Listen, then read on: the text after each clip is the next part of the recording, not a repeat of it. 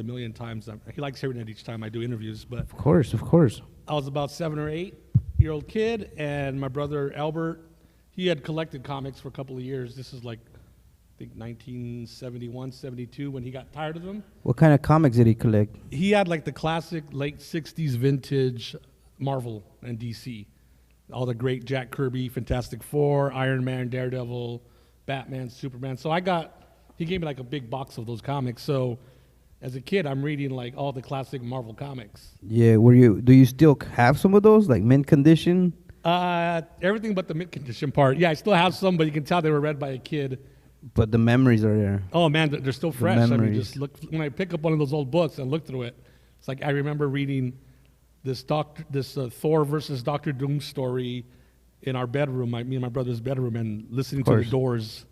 Oh yeah. You know, like those are the memories I have of the moments. That's how great they were. So my brother gave me those comics, and he used to draw. He used to have like these little cartoon sketches of like sport figures, like big giant jaws and big giant arms. Just his own version of... Yeah, little skinny legs and a sliding into third base and stuff. And so as a kid, I'm reading comics, and older brother is drawing. So guess what?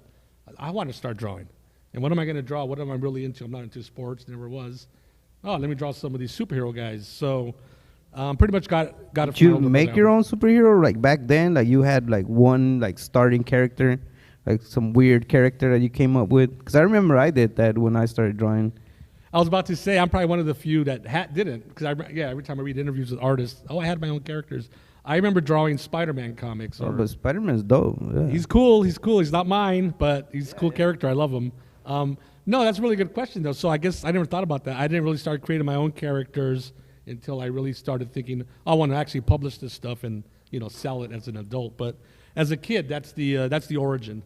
I was bitten by a radioactive box of comics. Hell yeah, that's what happens. You make more comics. You keep producing after being bitten. Yep. I got bitten by a radioactive cup of coffee, and now I'm here. That explains it. Now I'm all like, oh, that's okay. Now you see. So you started you read the comics, you got really inspired. What about education? Did you stay in LA all this time, or? Yeah. Always stayed in the area. As a kid in the 70s, like the only thing when you read a comic, you would see this ad for the Joe Kubert comic book school. I forgot the exact name, but that was a comics like, wow, a college, a school where they teach comic art. But that's, you're living in Whittier, you're a kid, and New York is like, may as well be a million miles away. Oh, yeah. So basically, I just learned on my own. And when I got, high school, there was no comic classes back in my day.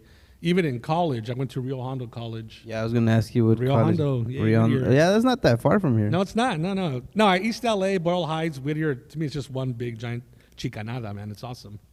So in college, I just took real art, which is good, because that's the foundation. That's the foundation, kids. Life drawing, painting, perspective, all that stuff. Yeah. Get that down, and then go draw your monsters, aliens, superheroes, ninjas, all the real cool stuff you want to do. Yeah, get like the basics down. Get like the formal training. But I mean, yeah, everybody does their own way. But it's good that you encourage the youth to do it like that, because it is important to learn all of that. Actually, not to segue yet, but I actually teach. Yeah, you were telling me like a few minutes ago. Comic classes, comic workshops, comic classes. Been doing that, I think, 13, 14, 15 years now. Community centers, libraries. I'm currently working at 2 local after-school program, Inner City Arts and a place called Home. Inner City Arts, a place called Home. Shout out to you guys. That's what you were here. You were there earlier, right? I just came from Inner City Arts. I'm doing like a spring session there Fridays. So as tired as I am, as tired as those kids left me, I wanted to come speak to you guys. Yeah, it's like, I mean, I'm pretty sure if you told them that you were going to be on, or if you told people you're going to be on, I'm glad if you guys are watching, tuning in. He's the importance of just keep making art, right? Because you said you do have like the other like stuff you do to make like I have a 9-to-5, but I also do my art. Exactly, right. Yeah, we're independent artists. In my case, I do comics. It's what I love. But the comics, you're not really rolling in dough, so yeah, get a real job. But in my case, I'm doing art. I'm teaching art, and I'm teaching kids actually what I do, comics. So for me, it's just doing comics, day and night, weekends, holidays. It's all about storytelling in the comic medium and making comics, teaching comics. And then what about after Rio Hondo? Where'd you transfer or? It was a spotty thing because for me, I got out of high school and I'm in college. Like, I could take all the classes I want, just what I want. I don't have to, do this or that. So went to Rio Hondo. The art classes were good. My elective stuff was just real shaky. So then I go, okay, you know what? Let's reboot. I was the first one to use Reboot back in the 80s. Yeah, right. Reboot. So I went to Cerritos. I go, you know what? Let me go to Cerritos College and just start right. Get all the class. And then same thing happened. I'm not saying distracted, but I was totally into the arts. I just couldn't really focus on all the, the hard stuff, science and biology and all those classes. So. Yeah, I remember I went like one semester and I was like, I don't want to take math. I don't want to take English. I just want to draw. And we come from people who, they map the stars. Oh, yeah, the that's Mayans and everything. Exactly. And yeah. what happened to us? We have it in us. It's just that we have to get it out there forcefully. I like this guy. We have it in us. See, Mom, I do have it in me. We have it in us. It's just. I like drawing these little comics, though. Yeah. We have different passions that we pursue as we go. Art is wonderful. I mean, there's a great history of art in Mexico, obviously, from the Mayan. Like the you can see like in the patterns and hieroglyphs. Right. I guess they're hieroglyphs. And then the muralists, Diego Rivera and all those awesome guys, and so Orozco. Art is a great, rich history, Mexican art. So I feel I'm doing that with my comics. A lot of them being Latino, Mexican oriented. Do you ever do like murals based on your comics? No. If anyone's out there's got a wall at a shop or something, let me know because I'd love to do to be immortalized, right? Like in a real authentic, like a mural. Like do your like a panel. On the wall. Exactly. That'd be dope. Exactly. For like the next generation and then the next generation. See how long it lasts. Like, cause there's a lot of murals out here in Boyle Heights. Right, driving through, it's cool because you see, I've seen some, or even downtown LA. Like I think I've seen like Ultraman, and next to like an Aztec and with the pyramid. It's like the culture here is so awesome. Yeah. The mix. Yeah, that's true. Cause all the different cultures that come by, and then like in this area specifically, I know Raul. He's the one that does the murals, and he came on the show, and then he told us his process, how he gets everybody's ideas in the community, what they want to see on the wall, and they all work together. That makes sense because it's going to be for them. I mean, they're going to be enjoying it and seeing it. So. And I was going to ask you the next thing about this guy, El Muerto, right? El Muerto, yes. What's the logo on his on the back of his jacket? It's the one he's got tattooed on his shoulder, which I think we could see behind me there. So it's taken from an actual Mexican pyramid. Yeah, that's what I was asking. Like, I wish I had a picture of it, but it looks very much like mine. But mine, I just simplified it. The curves, the jawbone, and the eye and the teeth. So I simplified it because my thing was, again, going back to the childhood, every hero should have a logo, at least the classic ones. Yeah. The bat symbol, the super S, the spider, Hulk. He's just green, pants, green and purple. So I needed a logo. My character has to have a logo, so why not take it from an Aztec pyramid? So he has it on the back, because that's the other thing. Like rarely they have it on the back. Spider-Man's got that big red spider. Yeah, everything in the front. Yeah. Superman has the yellow S, because when you see the back of the characters, like, I mean, you can know who they are, but it's nice to see the logo still. So. That's why he's got it on the back, and then his tattoo, and that's part of the origin, his tattoo. Do you want to tell us, I don't know if you remember, but like the day when you came up with El Muerto, where were you at? Well, I know the first issue was published in 98, so I started thinking of the character, like I'd say mid-90s. The 90s? Yeah, it's not something like I've had for like decades as a kid. Okay. It's one day I just decided, okay, I want to start making my own comics. I didn't want to work for like the mainstream comic companies. I mean, no offense to anybody. Yeah, I mean, there's different things out there. But I there. didn't want to be the 158th artist on Iron Man. I love Iron Man, but I just wanted my own ideas. And as a Mexican American, growing up, I grew up loving all the comics I loved, and $6 Million Man. I didn't have a big chip on my shoulder like, oh, there's no Latinos. When you're older, you think about there wasn't any Latino actors or writers or characters on these shows and comics. So if I'm going to make my own comics, why don't I do something about it and create characters? My first character I published was El Muerto. So I kind of wanted to plant a flag culturally, I guess.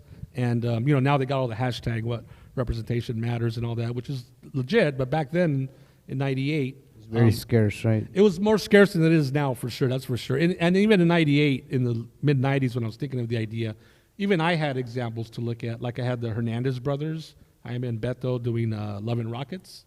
Okay. They had been doing their stuff since like the, hope I get this right, the 80s. They're from Oxnard, just totally down to earth. Yeah. Punk cholo scene. Yeah, it's great stuff. And then specifically in my case, I had heard of this artist from L.A., Carlos Saldaña. Carlos Saldaña? He does a comic called Burrito. It's a little donkey, little anthropomorphic. Yeah. Gets in all these time-traveling crazy adventures. So I looked at him, right, just his work. I go, okay, now there's the Mexican-American making his own comic. So, like, you don't need much sometimes to just, like, latch on and go, you know what? That's where I'm going. Yeah, and just get it into your head, like, if he can do it, I could do it. That's what it was. Si se puede, él puede, yo también puedo. Yeah, like most people don't realize that that's really important to put out there. It's like, I see you and I see this, and I'm like, hey, I could do it. Like, I've had ideas for like comics for years also. I just never, what if I do it and it's not cool? Or oh, no, you're your worst, we're our worst enemy. We're our biggest roadblock. And even me, I still have things sometimes. Should I do that? But just do it. Sweet. And when you're old and broke and everything, like, oh, I should have done it. Then it's too late for it. I should have done this. I should have done that. Do it now while you can. What about when did the transfer happen? Because you guys made it into a movie, right? Yeah, there was a movie made of El Muerto starring Wilmer Valderrama, Fez. Yeah. I was like, whoa, that's the dude. Yeah, in 2005 we filmed it. So he was already like on the, 5th or 6th, 7th season. So he was already huge, right, that whole show. And I loved that show even before we started making the movie because it reminded me of my 70s. Yeah. Except for hanging out in the garage smoking all the pot like the kids on the show did. But right. I was a good kid. But anyway... So yeah, I was approached by an independent production company, like a small DIY company, and I sold the option, and we made a movie. We filmed it in Evergreen. Cemetery. Yeah, I read on that. Yeah, I saw the really trailer. Neat. Yeah, really neat. Because you get catered there, right? So one time it was like midnight, and we're being fed. We're eating. Yeah, at the cemetery, on top of the gravestones, or shit. Maybe not on the actual gravestone, but there in the cemetery. And I'm sitting there in East LA, and I'm like, eating, like, this is really cool. Making a movie of my character in East LA, and I had a cameo scene with Wilmer actually in the cemetery. Yeah. It was really awesome. The whole experience filming here locally and every other places around LA, San Fernando Mission. It was like a dream come true, I guess. Yeah, of course. I mean, seeing your drawings come to life and just having a great actor was it like a big cast? I personally haven't watched it, but it was a good cast because we had Angie Cepeda. She's a Colombian actress, like soap operas and movies. Yeah, she was Maria, the girlfriend. We had Michael Parks, the legendary actor who passed away about a couple of years ago, but people might remember him from a lot of those Quentin Tarantino movies. Robert Rodriguez. He's the redhead sheriff guy. The redhead sheriff. Like he's just always. Oh, is he like the end of the Pulp Fiction? Is he in Pulp Fiction? I don't remember if he's in Pulp Fiction, but he's like a sheriff or a cop. Yeah. Well, he's in Dusk Till Dawn. Okay. And Kill Bill. All right. And did you see Kill Bill Volume 1 and 2? I've seen a lot of Tarantino. Yeah, they all blend in. But yeah, he was our sheriff too. We needed a sheriff, and we had Michael Parks in it. So every time I see the film when he shows up, I'm like, wow, we got Michael Parks in the film forever. So we had Tony Plana, he was in it, and Billy Drago. I remember him from The Untouchables. The late 80s movie. Yeah, I remember. The guy in white, the killer for Al Capone. He was a trip. Yeah. Just seeing him walking in the offices. Hey, what's up, man? I'm like, wow, Billy Drago. So, like I said, I'm a guy from Whittier. I didn't go to film school, but we're making them. It was like film school to me because it's like, I'm learning how to make a film, but okay, we're going to use your comic as the idea. So. Yeah, kind of what we do here. We don't really have a background in a lot of the stuff here. Right. But we've learned to pick it up. That's We've learned awesome. to, just do a little bit here and there. Just And don't this text me is- later. Say, Javier, the interview was fine, but the mic was off. Like, we're still Hey. learning. Híjole. Hey, we're gonna have to call you again. Or subtitle it. Yeah, we'll subtitle it in Spanish. Spanish, Japanese, and English. We got it covered. We got you covered, L.A. What about how'd you get Wilmer? Like the script was all done. They did a couple of drafts. I didn't write the script, but the script was done, and then a couple of drafts, and then like we need, I think we're ready to go. We need an actor, and I suggested it because I was a big fan of the show, and in a way, thanks to Hollywood, this is 2005, even now, but back then, like you need a young Latino guy to play the character. There really wasn't much to look at. Yeah, because that was where the question derived from. Because you were mentioning how that there's not that many Latinos or Mexican Americans in the industry. Right. And this was 2005, so and yes. things really haven't changed much. They've gotten better.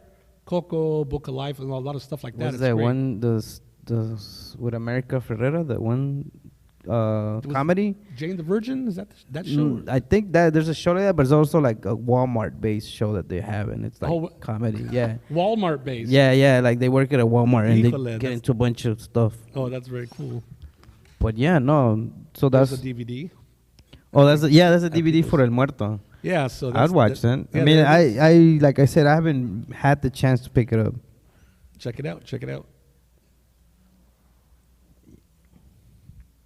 I think it's He's speechless. See, that's the best compliment. He's like, oh my god. What about this photo? There's me with Wilmer. So I did a cameo Yeah. with Wilmer, and that's Evergreen Cemetery we're looking at. There's me in my poncho, and then that's Wilmer in full makeup, and we did a scene together. I still have the paper mache mask. My friend Steve Guetta helped me make the mask, and they let me keep that poncho. Oh, sweet. Yeah. That's a sweet ass poncho. It was funny filming that scene, right? Because it's an Evergreen Cemetery, so we're filming all day. I'm just walking. I was associate producer. People Yeah. goes, "What do? You just stand around and look. Oh, this is awesome. They're making my movie, right? What time do we eat? Hang out with the actors. So everything's going good, and then I hear on the microphone, "Okay, we need Javier over in makeup," and I'm like, "Oh craps, it's gonna happen." Like you want it to happen. Yeah. I'm like, I never filmed a scene before. I'm not an actor. So I go to makeup, and of course I overdo it. Like, okay, I get a haircut too while I'm there. Okay, so Oh yeah. yeah, you're sitting there, right? You're getting your makeup, you're getting your hair done, Why not? Why not? right Get- there in Evergreen Cemetery, man. It's too trippy. And then I go do the scene, and I get driven up in the little van to the front gates. So those gates are historic because I filmed my cameo there with Wilmer. I take all my out-of-town friends there too. I bore them. Oh, here's where we filmed the movie. Oh yeah. I'm proud of it. And then we go up the street and eat at that great Mexican restaurant, El Tepeyac. El Tepeyac? El Tepeyac, Yeah, yeah. well, Little bonus. I think they used to give you a shot of tequila or something. I don't know if they still do Oh man. when you went in. So then we filmed the scene, and I think I did it about 3 takes, which I counted that day, like all the actors, like the real actors. 3 or 4 takes. So I did pretty good, I think. And yeah, it's a trip seeing when I watch the film because I see a younger me, basically like this, but instead of white, it's nice black goatee. Yeah. But I wear my age well. I'm proud of it. No, it's good. It's good, man. I mean, everything's like a phase. You go to like when you picked up your first comic books, you were that kid. You were just dreaming about making the comic itself, Right. but not, you never thought it was gonna be a whole movie. No, absolutely not. No, not even. You never really thought you'd get a comic actually done. And then, like you said, it's a phase. I did my first comic. I did a second. I did a third. I did a different character now. So you're right. Yeah, you Your move whole life up. is You're phases. leveling up. Do you play video games? I used to. It's funny because I teach kids a lot. And, Mister, what games do you play? And I blow their mind like, oh, Super Mario 3. Mario's a shit. I know. They're like, yeah, my grandma plays that. Híjole, I'm about her age now, so. They have all the new Marios now, so. Yeah. I'm But the pretty sure kids they can know. relate. They Yeah. know Pac-Man. They know Dig Dug. Like, okay, you kids get an A. Extra Sweet. credit for their expanded knowledge. Yeah, I mean that's what I was saying. That how in the game you go level 1, Yeah, level level up. 2, you leveling I'm up. not That's done that's how I see it. I'm leveling up. No, I'm level up right now, man. Hell yeah. What are your next plans for El Muerto right now? So right now, the big thing that I'm promoting everywhere is I All got right, this, all right. graphic novel, El Muerto. Oh, that's a trip. All right, hold on. Let me see if I That's can. all right. And this guy is awesome. He gets up in the middle of the interview. See, this is a real show, folks. None of that Hollywood BS stuff. And but new graphic novel, Days of the Dead. It's 130 plus pages. It's a whole new retelling of El Muerto. Yeah, you can see the image behind me there. That's the actual giant blow-up of the comic. So that's what I'm promoting right now. And that's the new thing. So it's kind of retelling the origin story from '98, and it's all new art, all new story, and I think it's a better story than it was the first time around. So we're really happy about it, and I'm actually working on the next El Muerto comic as we speak. Hopefully, it should be out later in the year. So that's what I'm working on. More Muerto. More Muerto? Muerto? 20th 2000. anniversary, man. I got to keep the product out there. No, I mean, that's why the next generation and the next, they got to know that the El Muerto has been there for them.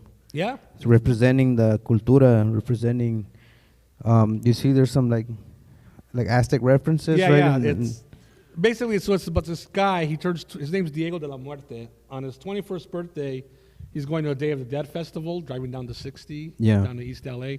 And he gets killed in a car accident.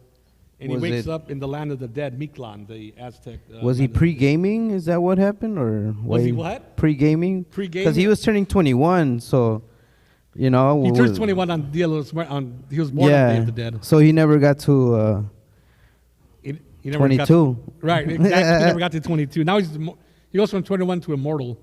Damn. So he wakes up in the land of the dead, and then the gods of death and destiny, Mictlantecuhtli and Tezcatlipoca, took me decades to get those names. Yeah, Right. I'm the first one They're- still. Yeah. Awesome. And they rip his heart out, they sacrifice him, send him back to Earth a year later as El Muerto, the Aztec zombie. Except he's rebelling against them. He's not evil. He's got to be a good guy. So But yeah, even putting those references there, like the two names you just mentioned, I'm pretty sure somebody out there is like, huh, that sounds really complicated, and I should look that up. and that's what it's about, educating people about new things. You know, in '98, it's funny. In '98, when I started doing interviews for the first time with El Muerto, I used to joke to people like, you know, everybody does Hercules movies in Greek mythology, which is great, but there's other cultures. And even today, there's been a couple of Hercules movies in the last 5 years. Like, there's other Yeah, they cultures just out keep there. making them, and I'm like, all right, enough of that. We should get more. What's the other one? Huitzilopochtli? Yeah, Huitzilopochtli. I think I said I yeah, garbled that. The god of war. And anyway, but there's a whole mythology of all South America, Central America, you know, in different parts of the world. So I'm just trying to do what I call Yeah, I was my gonna part. say, yeah, you're is putting it out there. The Day of the Dead folklore and the Aztec mythology. That's kind of like the core of the book. But then, of course, it's got like, you know, drama, and this guy's on this odyssey trying to find his way in this new world. It's got action, adventure, villains, heroes, ex-girlfriend he wants to reconcile with, but now he's dead. Oh, that's not. I don't think that would help. Wasn't it like an old school song? My boyfriend's back, my boyfriend's dead, something like that. Anyway, that's the issue. That's the issue I he's think got. so. Oh, but all right. Well, we're almost reaching our 30-minute mark. Already? Yeah, I mean, it goes down quick right here. I mean, like I said, we're just having a quick combo, just having natural, just chilling, and time flies when that happens. It does. Time When you're having flies. fun, it flies even faster. Do you have any advice for like the new generation of comic book artists? Well, really quick. So I'm the co-founder of the Latino Yeah, Comics yeah, Expo. put it out. Yeah, put it which out is there. the country's first convention dedicated to Latino comic creators, Latina. So we founded that, me and my friend Ricardo Padilla, in 2011. So, I mean, like, my advice would be to young Latino artists, even old Latino artists, do your course. thing. It's your voice. If that's what you want to do, and you want to do it through the lens of being Latino American, Cuban American, Mexican American, whatever, do it. Do your own characters. Own your own thing. Don't just work for another company where you're not really going to have like a voice in it. Like, you'll be able to do your thing, but if you want to see Latino characters in comics or video game or cartoons, express it if you can, if you want. That'd be my advice. But yeah, remember one thing, guys: nothing is easy. That's for sure. Not even this interview. It's work, but it's good. The hard stuff is good. But yeah, any shout outs you want to give out there to anybody watching or will be watching on our YouTube? To everybody watching, thanks for watching. Thanks for supporting the show. Shout out to you guys for just spotlighting so many great artists in the area. No, thank you. That's important to keep that Thank alive. you. And I know you guys are doing your thing for Boyle Heights, so shout out to Boyle Heights. Cool. No, thank you for being here with us today. And like I said, feel free to stop by, part of the audience, part of our. We also do events out here in the coffee shop. I was telling you we're involved in that too. Cool. Just any last words you have? No, I got to get home and start working on more comics. Hell yeah. Back on the grind. Again, thank you very much. Appreciate it. Thank you. And all right, guys, we'll be back in a few minutes. This is the Eskwilaxer 150, Javier, and I'll see you guys in a few minutes.